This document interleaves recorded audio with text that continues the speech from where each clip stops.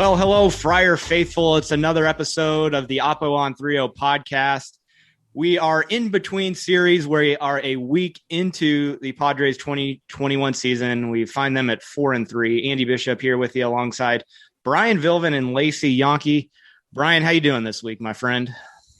I'm good, Andy. It would have been nice to have a little W heading into what seems like forever between games when you have a Wednesday afternoon game and then don't play again till Friday night. Gives, a little sour taste in your mouth heading into that 48 hours without baseball, which is about the longest stretch we'll have all year. But overall, feeling good, still feeling really good about the squad. But yeah, a little down after that game yesterday. Yeah, I hear you, man. Lacey, you've been traveling all over the place. You're doing a little spring training action, catching a couple Padres games last week. You're back up in Northern California now, huh? I am. I'm back up in Northern California, close to Giants territory, actually. So I'll be here for the next 8 weeks or so, and then hopefully back in the summertime, back at Petco at some point in June. Yeah, good stuff. Those Giants gave us a tough, tight series. That is for sure.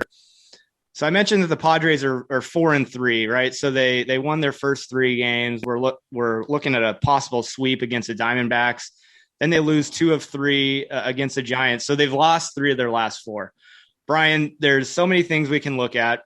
Obviously, the Tatis injury, we'll get into that shortly. But I want to ask you, how do you see this 4-3 start? Because there's a lot of different ways you could look at it. Man, it's so tough. This is the thing about baseball that is one of the most unique parts about it. It's a really cool part about it, but it's also like the worst thing about baseball is that we've had 7 games so far. But if you look at that and then try to compare it to like the other sports that we take in, if you look at the NFL, this is the equivalent of not having even played a single game in an NFL season. Or in basketball, it's the first 3 games of the season.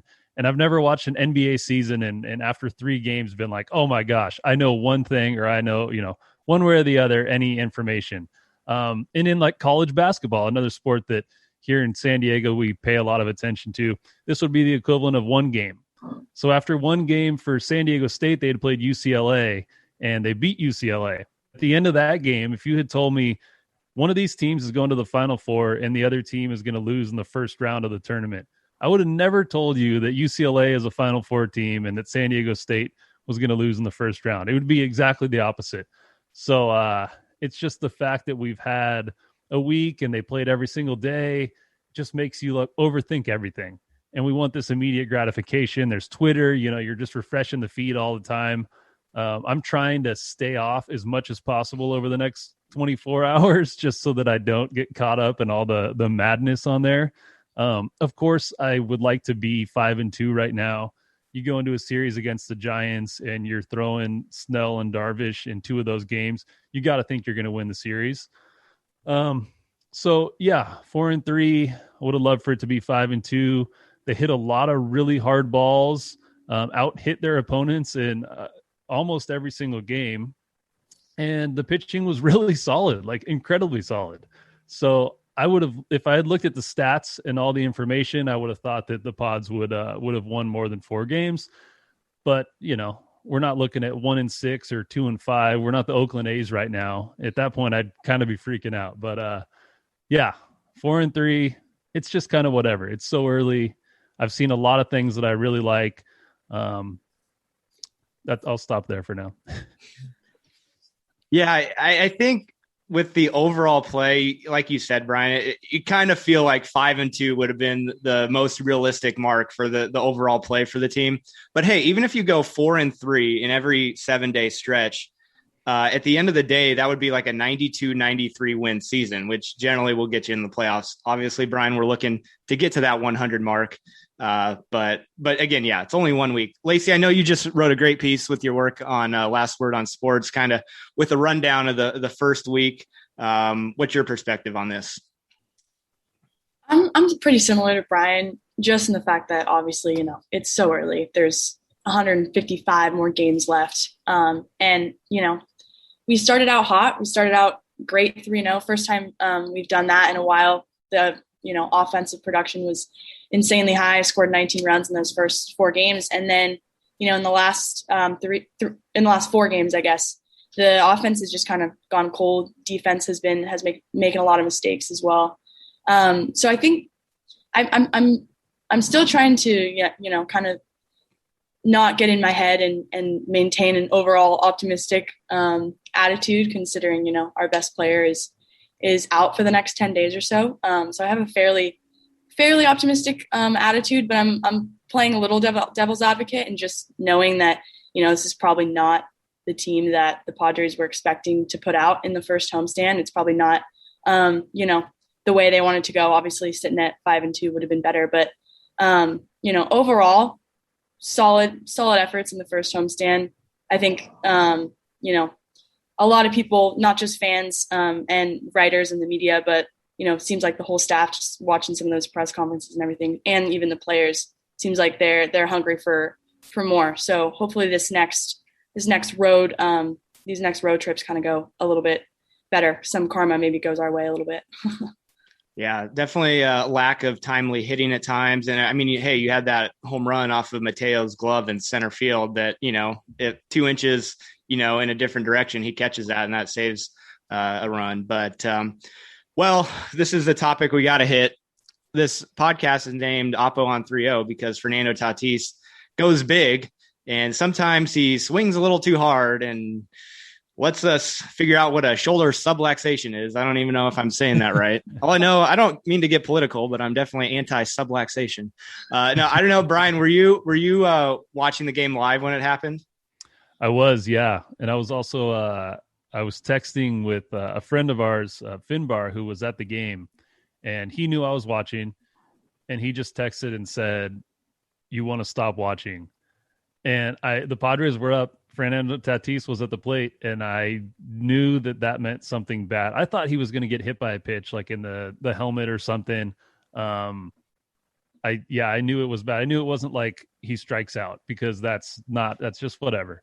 So I watched for about 30 seconds, and the delay on the feed is kind of intense. A lot of people have been complaining about that on Twitter, but I just sat there like, what's about to happen? What's about to happen? And then when it happened, from that point, I became the one giving him the information, because in the stadium, they don't know what happened. They just see him walk off the field and everyone's freaking out. So it was alarming. You start hearing people and you start seeing the doctors write stuff and say, "Oh, I've seen things like this before, and it's looking like it'll be 6 to 8 weeks recovery," or, "Oh, he's going to have surgery and be out for the whole year." And so you start picturing the rest of the season without him and the next 2 months without him, or you picture, a scenario where he plays through it and injures it even more. Like, all the worst case scenarios go through your mind. And that's kind of what's happening with me. I was trying to look up everything I could on subluxation, like you're saying. And the moment that report came out, it was like, okay, well, what? I know that's a dislocated shoulder, but we don't know what type of severity. And again, just like the 24-hour news cycle, you want to know everything right away. And he hadn't even been to get his MRI yet. And instead, we're already trying to picture what the next 6 months are going to look like.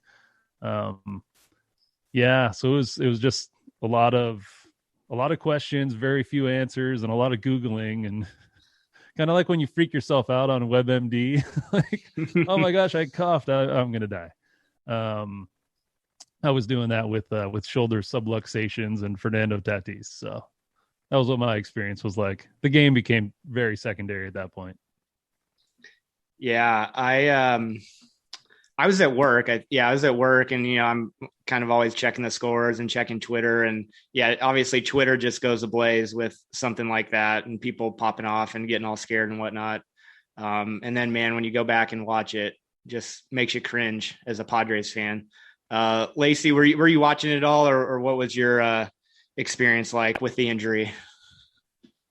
I was watching it on my phone, simultaneously watching the Baylor Gonzaga championship game, and I immediately tuned out of that game and was glued to Twitter for the next hour or so. My experience was I felt a physical reaction myself when I saw that replay back on MLB.com or something. I kind of it was kind of like a little bit like a car crash. Like, I couldn't stop watching that swing that that he had, and my stomach was just sort of in the pits. I was pretty bummed out for the rest of the night, and even the next day waking up sort of like, oh, I can't believe that happened yesterday. So I'm still honestly a little shocked that it's even a major storyline right now. Even it just doesn't feel real. 5 games into the season, star player goes out. I don't really know what to think yet. Yeah. So, I mean, obviously we planned on having depth across the roster and not necessarily expecting it to be required this soon, but here we are. And, we have the options with Kim and a couple of the other reserves, Marcano and Mateo. Obviously with Grisham coming back, that slots Pham into left field, and then, Profar can play around the field, play at a second base if he's needed there. So we see that. I'll go back to the pitching staff as well here, Brian. And the reason I said it felt like we should be better than 4-3 is because we have a 1.97 team ERA. That's second across Major League Baseball.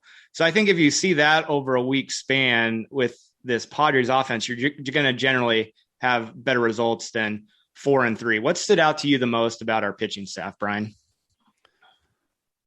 Oh, the staff has been so good. I guess on one hand, we have a lot of guys who can strike players out. So there's a ton of strikeouts. The games go a little longer. The pitch counts go up. But yeah, every single guy we've brought out there, it just feels like our pitcher is going to win the battle at the plate.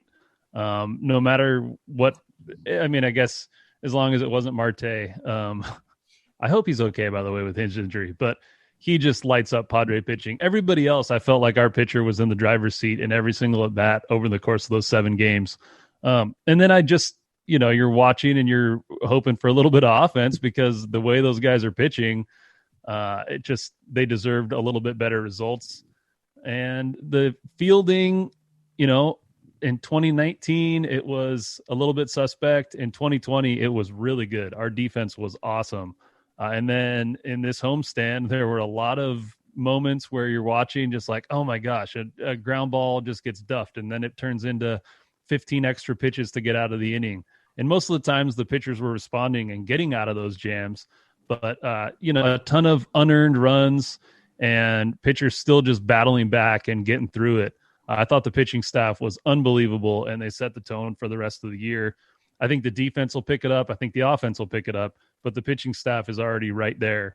And as advertised, dealing with some injuries, so we'll get some more guys back, but everybody they threw out there was really dominant, the entire pitching staff.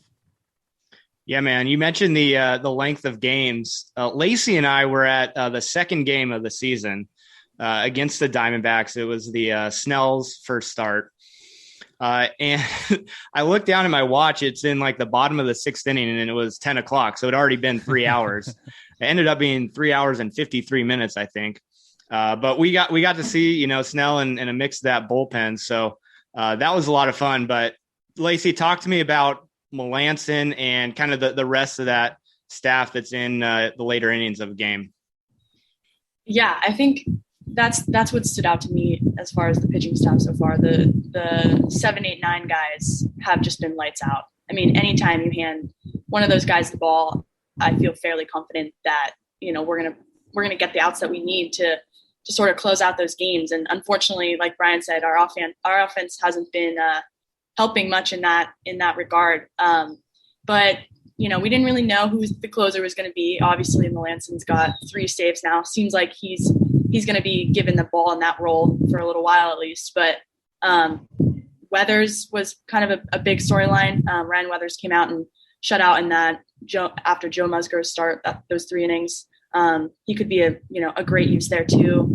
Obviously, Kella, and then some of the other guys that sometimes I have a little hard time getting around. Tim Hill. I think he's good. I think he's been impressive so far, but he seems a little bit shakier. But obviously, Drew Pomeranz, Kella, Melanson, Emilio Pagan, that sort of closer by committee seems like something that the Padres are going to keep rolling with. But yeah, like Brian said, the bullpen has just been lights out, which is very encouraging to see. I hope that continues. And obviously the starters have been doing their job. It's just, we got to get the defense to be a little bit sharper, got to get the offense rolling, got to get, more runs across the board, because then, those starters are feeling like they can go a little bit deeper into games and get those pitch counts a little lower. So, overall, very solid, but the bullpen has been a major storyline that's just been very dominant so far this season. Yeah, the bullpen ERA right around the 1 mark. You said it. Weathers, Pagan, Pomeranz, Melanson, Kella, all haven't given up a run. All 5 of those guys haven't given up a run. It's mostly been Tim Hill and my man Craig Stammen. He's that guy in our bullpen that's so good, and you just leave him in 1 hitter too long and he surrenders a home run. That's basically his scouting report his entire career. Sorry to say. I love him though. I know he looked so good for 20 minutes. Yeah. and then he had 2 bad minutes, but yeah, that was encouraging.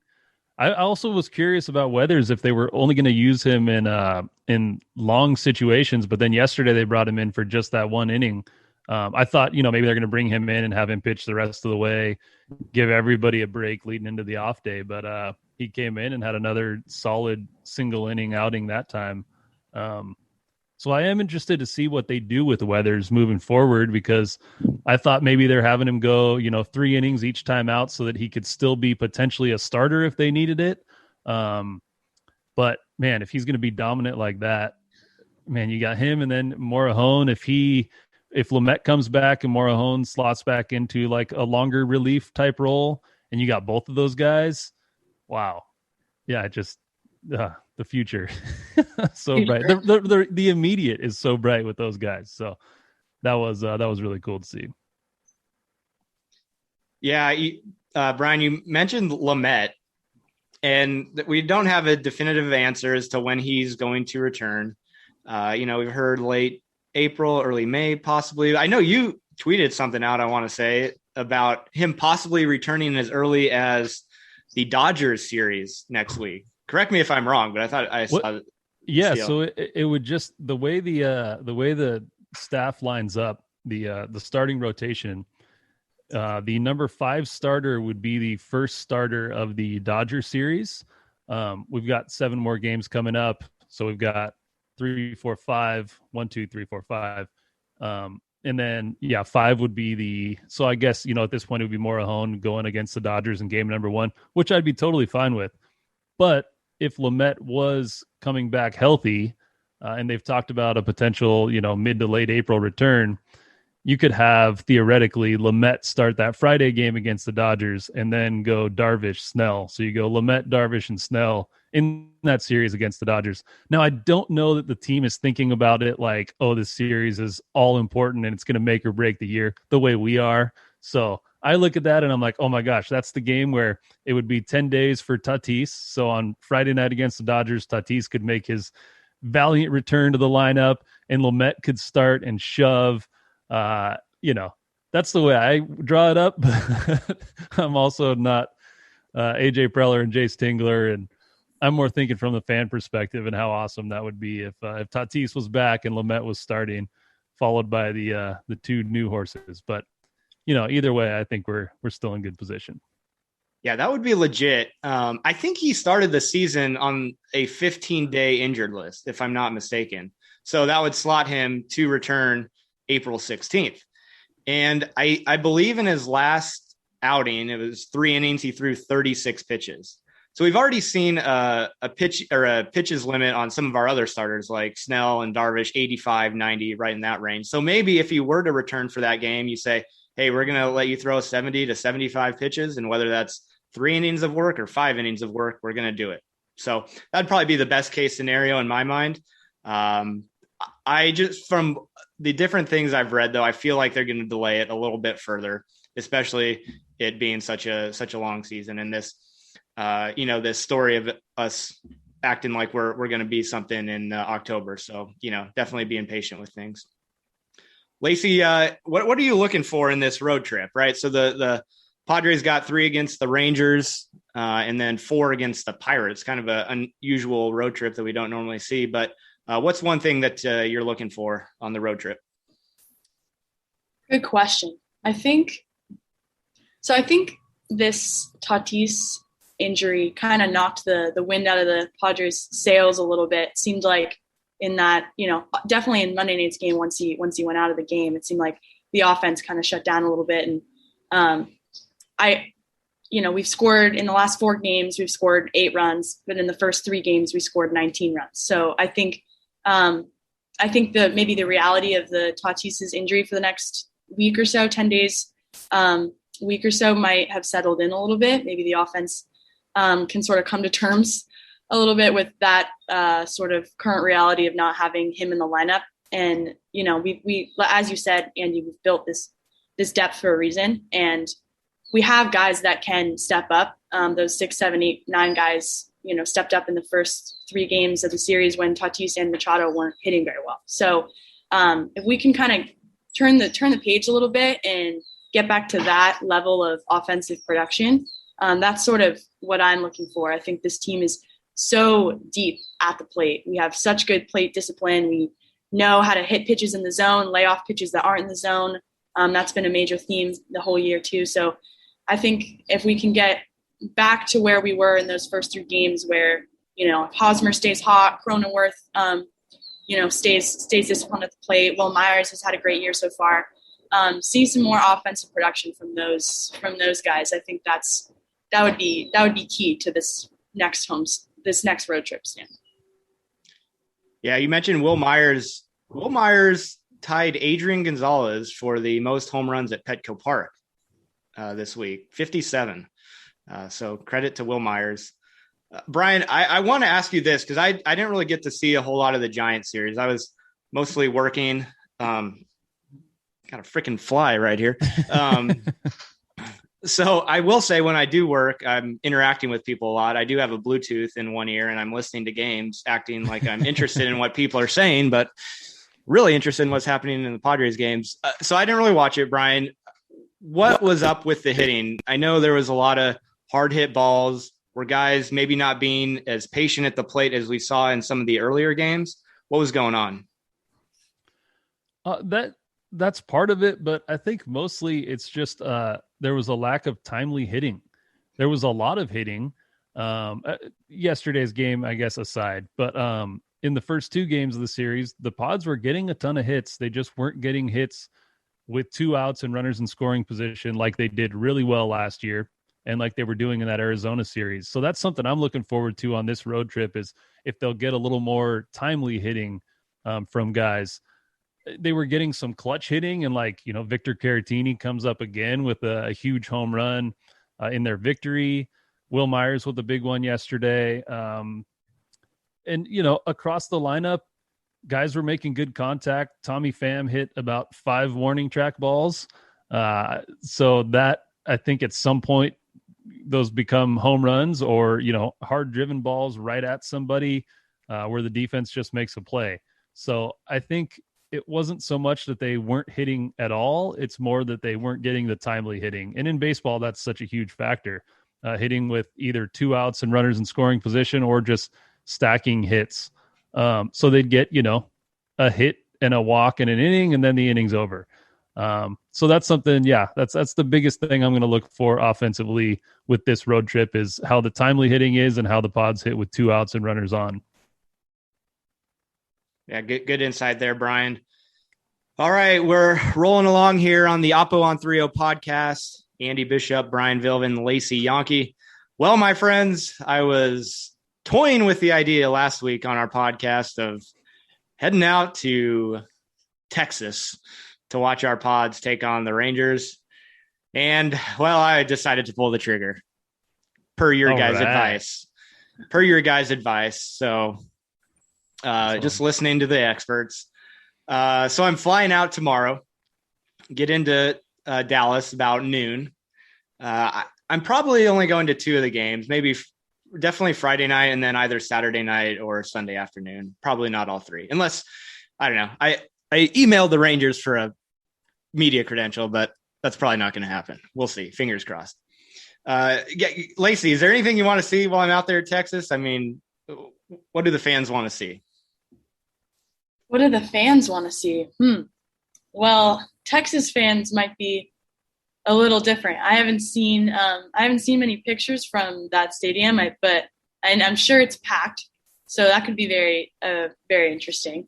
But I don't know. That's where sort of the Slam Diego was born. So maybe there's some version of that. It would be nice to get sort of that fire going, build some momentum there. If we could see some type of situation where bases are loaded, and maybe it's Caratini. He's been rolling in the clutch positions. Maybe it's Hosmer. He's been hot too and very clutch as well. So maybe a potential Slam Diego to sort of light some fire under us and get the momentum back on our side. That could probably fire up Padre fans. I could only imagine. Yeah. I definitely want to just go and sit in the seat where that home run ball landed from Fernando Tatis. Where it decapitated the cardboard cutout. Exactly. So I want to make my way there. Yeah, I don't really plan on sitting a whole lot and just being right up all in other people's faces. Definitely want to just walk around the park and get a lot of the different perspectives. As you mentioned, Brian, it was brand new last year, I think 2020. Yeah. And it's where, a lot of the playoffs were played. It's a really cool area. If you ever have a chance eventually to go out to Dallas. So this is Globe Life Field. It's right next to the ballpark in Arlington, Globe Life Park. And then it's also within maybe a half mile of the Cowboys Stadium, AT&T Stadium. So just a really cool, complex entertainment area. Probably, maybe not as much going on this year as in coming years, but it should be a good time. I don't know, Brian, what else? What else do the people want to see? I'm curious to see how many Padre fans there are and how many just casual Padre fans, like people who have become Padre fans in the last 2 years, like since the Brown happened, or they don't really have a team, so they're jumping on the Padre bandwagon. Like, this is our first chance to see what the bandwagon looks like, especially going into an American League park in Texas, where you would think there's probably not going to be a ton of diehard, lifelong San Diego fans there. So most of the people that are there wearing the brown and gold are going to be more casual fans. So yeah, I'm curious about that. I know Petco was a sea of brown and gold in the first two series. That's my favorite thing to say. So yeah, I'm just curious to see what that looks like on the road. In Pittsburgh, there'll be a lot of yellow because that's the Pirates colors. But I want to see what it's like in Globe Life, and I want to see if there's any animosity, because there was bad blood between these two teams last year. Tatis's Oppo on 3-0 was the first game of 4 straight games against them, and the Rangers took exception. We were talking, wondering whether there was going to be retaliation and throwing at people, and they couldn't have any benches clearing altercations last year because of COVID, and everything was really strict. So I wonder if anything will carry over to this year, and if anyone's going to get plunked. Yeah. I hear what you guys are saying. I'm just excited to get out there to capture some cool content.